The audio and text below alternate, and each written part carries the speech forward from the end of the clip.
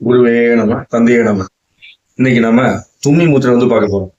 இந்த தும்மி மூத்திரை அப்படிங்கிறது அதிகமான நாசியிலிருந்து நீர் வழிகிறவங்களுக்கு, எந்திரிச்சோடனே காமிச்சு தும்மிக்கிட்டே இருக்கிறவங்களுக்கு, அந்த தும்மல் வந்துட்டே இருக்கிறவங்களுக்கு, அவங்களுக்கு அதுபோக இந்த இஎன்டின்னு சொல்லுவோம் இல்லையா, காது மூக்கு தொண்டை, அது சம்பந்தமான ஏதாவது இடர்பாடுகள் இருந்ததுன்னா அதை சரி செய்வதற்கும் உதவி செய்யக்கூடிய ஒரு முத்திரை அந்த தும்மி முத்திரை.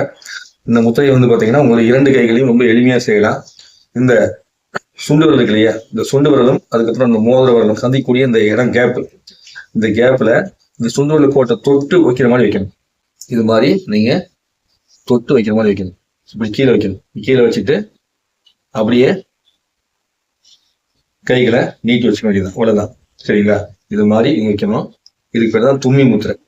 இந்த தும்மி முத்திரையை தினந்தோறும் செய்யறதுனால உங்களுக்குள்ள இருக்கக்கூடிய அந்த தும்மல் வரக்கூடிய சமயம், அதுக்கப்புறம் இந்த தொண்டையில இது மாதிரி அடப்பா இருக்கிற மாதிரி இருக்கிறது, அதுக்கப்புறம் மூக்கு அடப்பா இருக்கிற காது, இது 3 சேர்ந்து வரக்கூடிய சமயத்து தொண்டை அடப்பா இருக்கிறதுக்கு இது சரியாகும். 3 சேர்ந்து வரும்போது தனியா தொண்டை சம்பந்தப்படுறதுக்கு வேற இருக்குது. இந்த நாசியில நீர் வழிகிற மாதிரி தன்மை இருந்து, தும்மல் வர மாதிரி தன்மை இருந்து, அது மூலமா ஏற்படக்கூடிய இடர்பாடை சரி பண்ணுறதுக்கு இது உதவி செய்யும். மேலும் இந்த முத்திரை என்ன பண்ணோம்னா, அந்த சைனஸ் பிரச்சனையால தும்மல் வரக்கூடியவங்களுக்கு இந்த முத்திரை உதவி செய்யும்.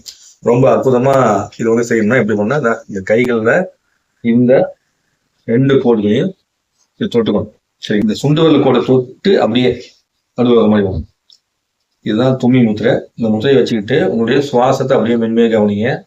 யாருக்கா அதிகமா சளி பிடிச்சிருக்கும் போது மூக்குல இருந்து தனியா வழியுது அப்படின்னா நிச்சயமா அதை வைக்கும் போது நல்லா குறையிறதுக்கான உதவி செய்யும். செஞ்சு பாருங்க. ஃபர்ஸ்ட் உங்களுடைய சுவாசத்தை அப்படியே அமைதியாக கவனிச்சு கண்ணு உட்காந்துருக்கும். ஒரு 5 நிமிஷம் இல்லை 10 நிமிஷம் இருந்தா போதும். தும்மல் இருக்கிற சமயமா இருந்தா நீங்க 15 நிமிஷம் வரைக்கும் இந்த முத்திரையை பிடிக்கலாம். இதுவே ரன்னிங் நோஸ் அடிக்கடி வரும் அப்படிங்கிறவங்க பாத்தீங்கன்னா ஒரு நாளைக்கு 40 நிமிஷம் சொல்லிட்டு அந்த பிரச்சனை இருக்கிற சமயத்துல பிரிச்சு செய்யலாம்.